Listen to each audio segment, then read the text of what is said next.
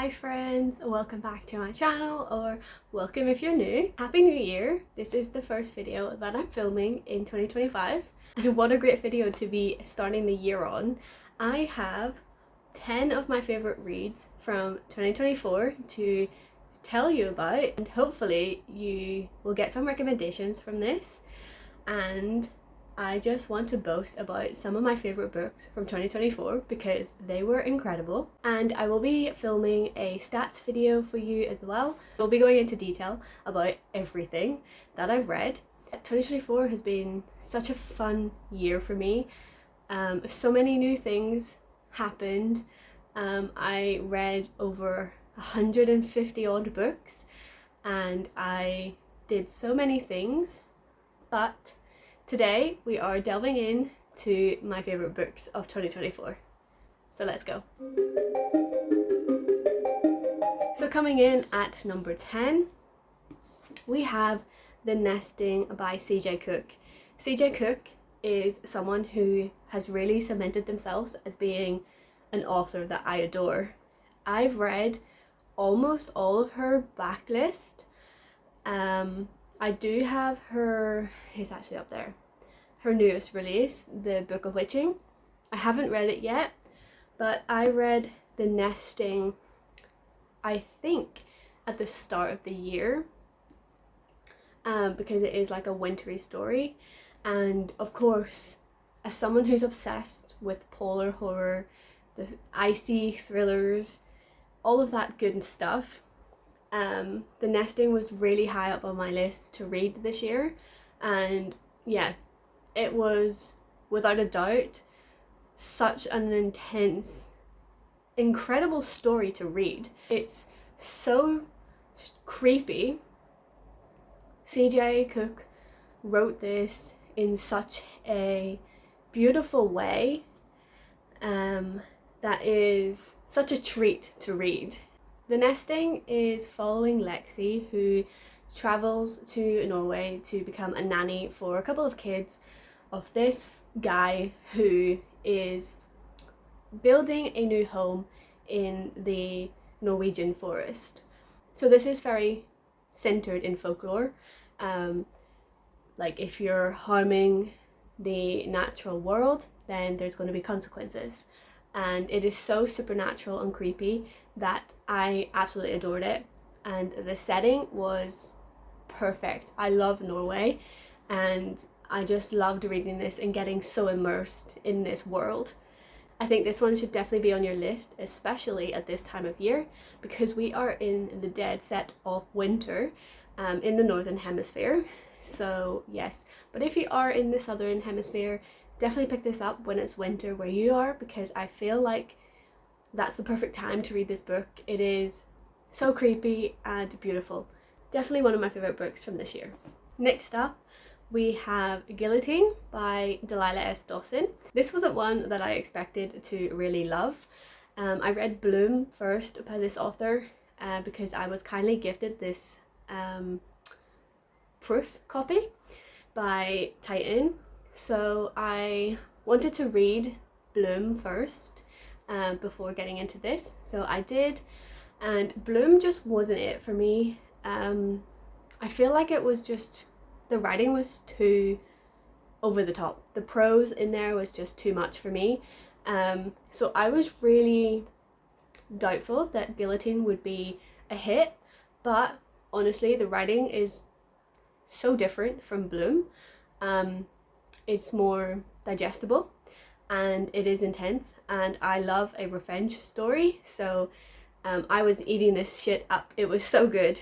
So this is following a woman, Des, who is just coming out of fashion school, and she really wants to get into the world, and she goes on these dates with this man who is a complete dickhead.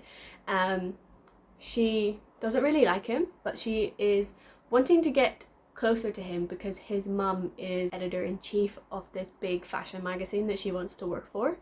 So she pretends to be in love with him and goes to his family's island to get closer and kind of just progress her career. So yes, we're following that, and then also that this family isn't what it seems, and lots of things unfold throughout.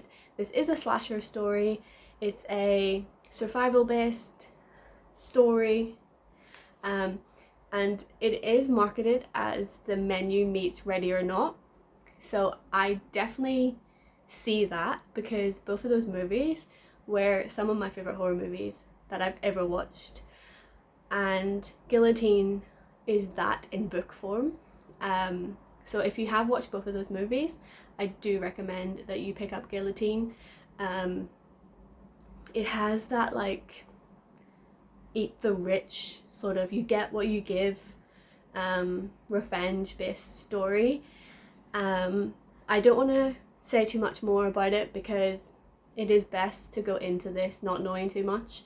Just eating this up, it is gory, it is gross, there is some trigger warnings in there, and yeah, it's just perfect, and I think that that's why I have put it in my top 10 from 2024.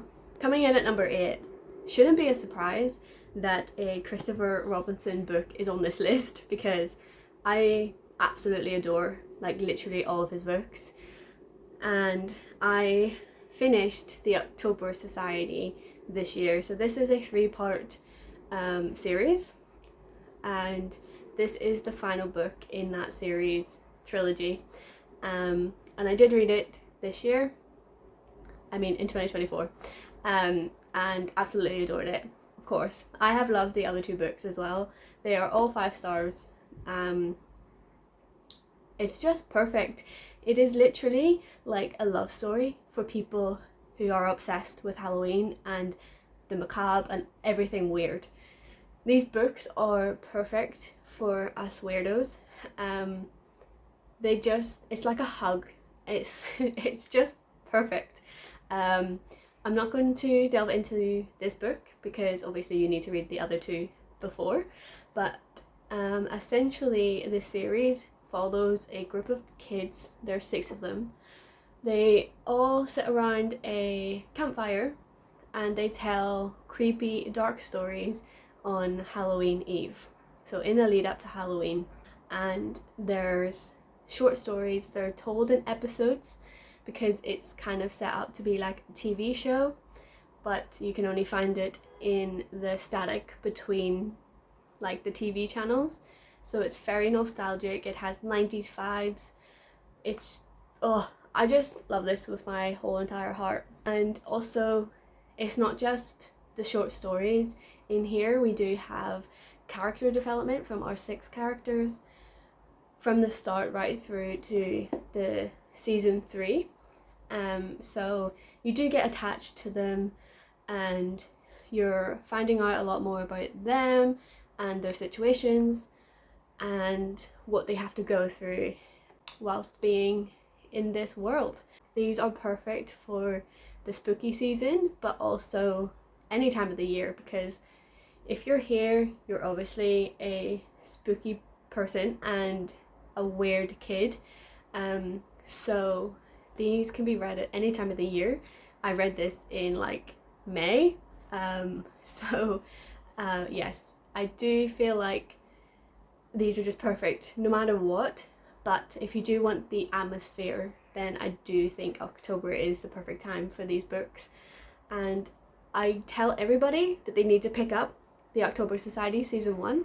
There's a lot of people who watch these videos who keep saying, oh, I need to get around to that. Oh, you keep reminding me that I need to read this book or this series. Please pick it up, because honestly, they're incredible, and I just feel like everybody needs to experience this at least once in their life. So yes, this is the last October Society that you'll see on these favourite lists, which is quite sad because I do love these books so much. But yes, that is the October Society. Coming in at number 7, this is kind of polarizing. Not a lot of people liked this book, but that is I Was a Teenage Slasher by Stephen Grimm Jones. So Stephen Grimm Jones was literally cemented as a favourite author of mine last year, actually maybe 2022. But I automatically buy everything that this man writes and publishes because I've loved everything that he's put out. So of course, I Was a Teenage Slasher was definitely one of my favourite reads. This is written in such a different way, and I feel like that's why people don't really enjoy this one as much. But for me, this worked a treat. He has a way of like writing so slow paced, but still having that atmosphere, but making you feel so creeped out at the same time. This is following Tolly Driver, who it was a teenage slasher, and it's told in like a autobiography style. So he is telling us about his past and what he did when he was growing up, and we just follow that throughout the story, and it is so original and so beautiful, something that I've not seen in books before. So this is definitely a standout because it is so different from everything else. It took me a while to get through, I will say that. Usually I can read books really quickly, but this took me a good week and a half to actually finish, just because it is so dense. There's so much to take in, but that's not a bad thing. It's so incredible. You really get to know Tolly. You get into the mind of the serial killer, and I feel like that is so incredible, and the way he's done this was just immense. It's so captivating, it's incredible, and I feel like it's kind of like a homage to slasher films and slasher fans. It really does put perspective to a serial killer and the slasher genre, which Stephen Graham Jones does so well, especially with the Angel of Indian Lake trilogy. Yeah, it's just incredible. I think that it's not going to be for everybody, but it was for me, so I am so happy about that. And yeah, I mean, what more can I say? Let me know if you have read it, what you thought of it, because I do know that this is very polarizing, and not everybody has loved it. So do let me know in the comments what your opinions are on this book. So coming in at number 6 is a book that I read in January 2024, and it has remained on my top favourites of 2024, and that is Impossible Creatures by Catherine Rundell. This is going to be, I'm not sure if it's a duology or a trilogy, but the second book is coming out in September. I have already pre-ordered it because this is just incredible. This made me cry. This book made me cry, and that doesn't happen often. I can tell you that it does not happen often, but this was just so beautiful. It's a adventure story. It's a coming of age story. It is definitely written for like a young adult audience, but it was incredible. Everybody needs to read this because it's such a heartwarming story, and it's about human nature and what we do for animals when you're an animal lover.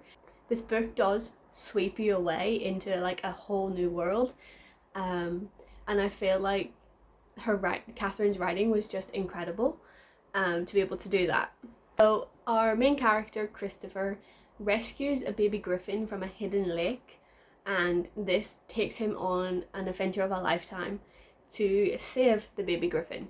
So the adventure that he goes on takes him to a set of islands, this archipelago. It is hidden, and it's where all these creatures of myth and legend go and they live. So the adventure is him trying to save the griffin, take it home, and he meets a lot of friends along the way, and they get into some trouble here and there, and yeah, it is a beautiful story. It's literally about hope friendship, loss, and just having an adventure. So yeah, this book made me cry, so be prepared if you love animals and all of that good stuff. There is some things in here that will trigger your heart.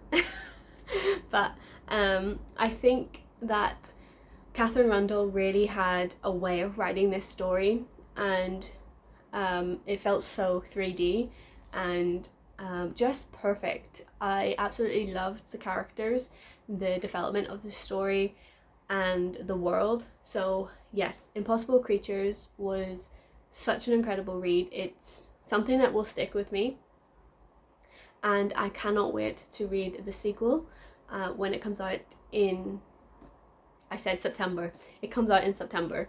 So yeah, that is Impossible Creatures.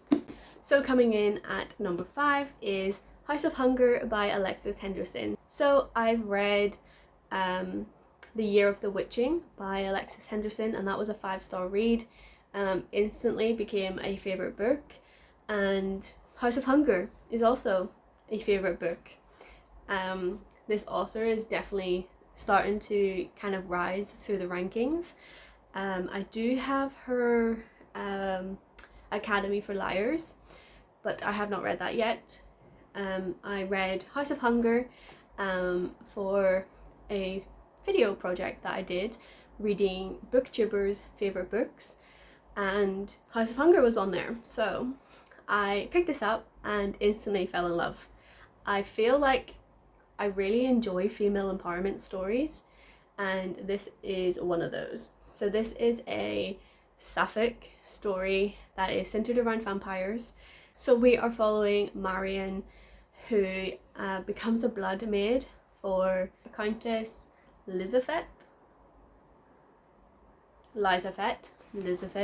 I don't know how you pronounce it, but Countess essentially drinks the blood of these blood maids, and it is very sensual and very sapphic.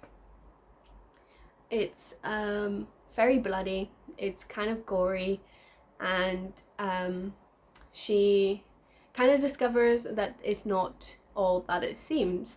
So it becomes a journey to get out of that situation and kind of save her and the other blood maid. So the writing in here is very gothic, it's very mesmerizing. So I feel like this book will definitely like hook you in, because it does have that gothic style, and it's fast moving. So yeah, it's intense. It's like a fever dream sort of story, but it's beautiful and something that I really loved reading. So I feel like Alexis Henderson's writing is definitely something that is a standout for me. I do need to read an Academy for Liars this year, so then I can really test that theory, because I've only read 2 of her books, but both of them have been incredible favourite reads of the year when I've read them. So yes, I do feel like she is kind of rising through the ranks, but House of Hunger was such a fun read, and it is 5th in my favourites list of 2024. Coming in at number 4 is The Hellbound Heart by Clive Barker. You're probably not surprised that this is in the list, because I absolutely adore Hellraiser, and I did a video dedicated to The Hellbound Heart and the Hellraiser, kind of like a comparison video. I'll leave that link in the cards and in my description as well, because it's one of my favourite books. It was one of my favourite videos that I created as well. So yeah, I am pretty proud of that. But essentially, The Hellbound Heart is written so intensely and has such a prose, but also being very readable. I absolutely adored it. It is so gory and intense, like I said, and it is really short. So I read this in a day, but it is so incredible, and I feel like it's really unique as well. So essentially, I mean, do I need to explain this? I feel like everybody really knows what Hellbound Heart is, but essentially it's a about a puzzle box that can, when you solve it, releases the Cenobites, and they kind of fulfill your destiny, like your greatest desires. But it comes with a cost, and this book is really about obsession and desire, what it costs, and the outcomes of kind of seeking out your own desires, and following our characters through that journey with the Cenobites. It's incredible. I love how gory this book is. The descriptions, like, honestly, please pick this book up. The descriptions of how he was transforming and just everything in between, it is so descriptive that you can kind of feel it and like literally put yourself in the book. So yes, I go into a lot more detail on the Hellbound Heart in that video, so if you are interested, please go check that out, because I don't want to spend too much time going through this again, but it is number 4 in my favourites of 2024. So now we're on to our top 3. So coming in at number 3, we have The Pale House Devil by Richard Cadray. This book I read in another video as well. I don't remember what it's called right now, but I will leave it as well, so you can go and check that out as well. But The Pale House Devil is on this list at number 3 because I was kind of shocked that I love this book so much. It's so funny, like literally this is a horror comedic story. We're following 2 PIs who are hired to seek out the devil in Pale House, and we really follow our 2 PIs' relationship and their friendship and how they interact with each other. One is alive and one is undead, so it does have a very interesting dynamic, but it is so captivating.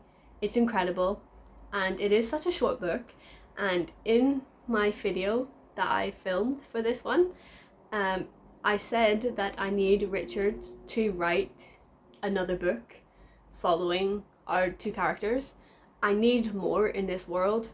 It is so incredible. It has such a hook in me that I do feel like this is rereadable. This one is so perfect. It's a thrilling ride, and we kind of follow their journey through investigating Pale House and getting rid of the devil and that sort of thing. But they are also on the run too, so there's a lot going on, and I really loved getting to know these 2 characters and their relationship with each other, and it was hilarious. I absolutely adored reading this book, and it is literally, I think, like a perfect short horror that is also perfect for beginners, I think, because it's not too intense, it's not too gross, it's kind of funny, but it does have horror elements in there. Yeah, it's just incredible, and it is coming in at number 3 in my favourites list. In at number 2, we have a book that I have said is what I want in horror. This is incredible, and that is Crypt of the Moon Spider.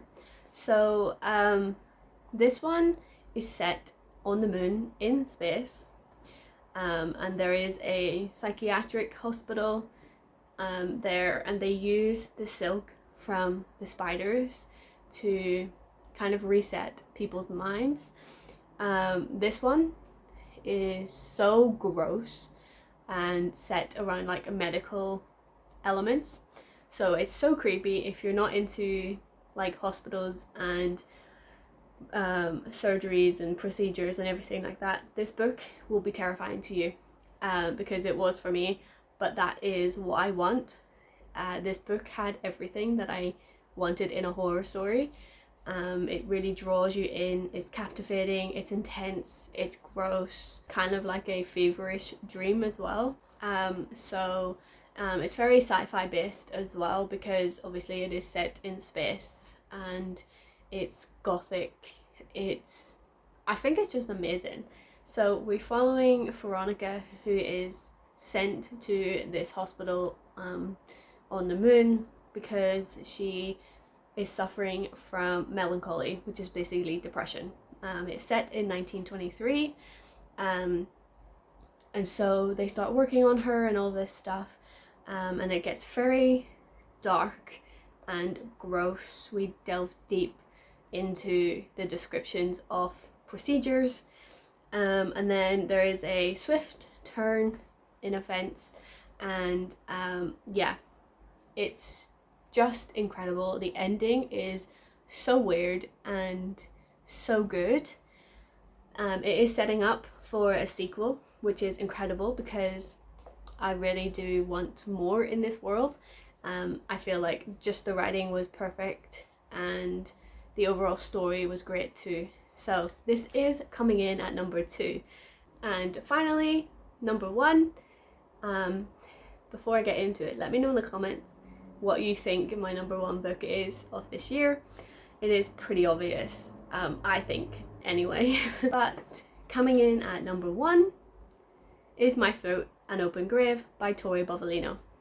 This book really, it's just, what other words can I say but perfect. I adore this book. The writing is so flowery but still incredible. It is so creepy and haunting, and the twist really did get me in this story. I was just mesmerized by this book, and Tori, I've read all of her books. Met her at a festival here in Edinburgh and literally absolutely adore the woman. She writes such incredible books. I've loved everything that she's written, and this one is no different. I had to read this like literally a couple of days before I went to meet her, because obviously I wanted to get this signed, and she kind of added one of my favorite quotes in here as well. So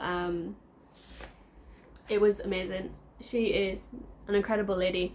So in this story we are following Leah, who lives in a small rural town that have this belief that there is evil living in the forest, and he's called the Lord of the Woods, and they really fear this entity. So the legend has it that the spirit kind of steals unattended babies and they take them into the woods and they're never found again. So Leah didn't really believe in this legend until her brother disappears, and everybody says it's her fault, so she is kind of forced into the woods to go and find her brother. That's not a spoiler, it's in the synopsis.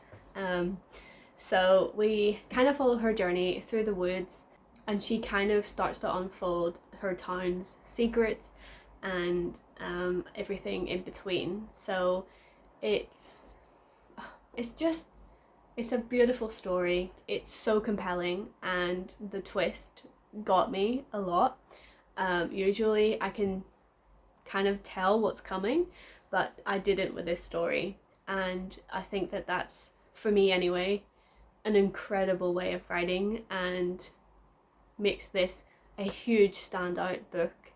The whole thing was so compelling that I still think about this book today. Like, if anybody was to ask me like what book they should read, I will say My Throat, An Open Grave, because I feel like this book, whilst it is like a horror story, it is very fantastical. So it's got like little sprinkles of everything. It has like suspense thriller elements too.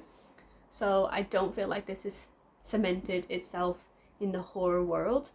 I think that anybody could pick this up and kind of enjoy this because of the writing style, and obviously the twist in the end. It does come with some trigger warnings, but that is a huge spoiler for the book. So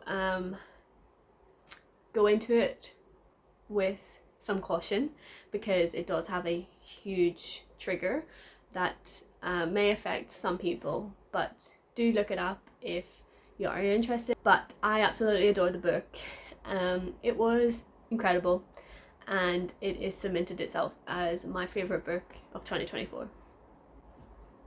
And she's just beautiful, like literally. Love this. I would really love to reread this as well. A lot of books I don't reread because I feel like there's too many books in the world that I need to read, like literally an entire shelf. But there are some that are rereadable, so this is definitely one of them, and literally like my favorite.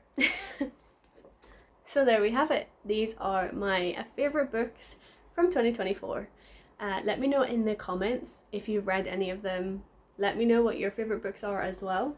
Let's just have a conversation about our favorite books, because that is literally what we're here for. We are here to find favorites, get recommendations, and just boast about some of our favorite works that has ever been written.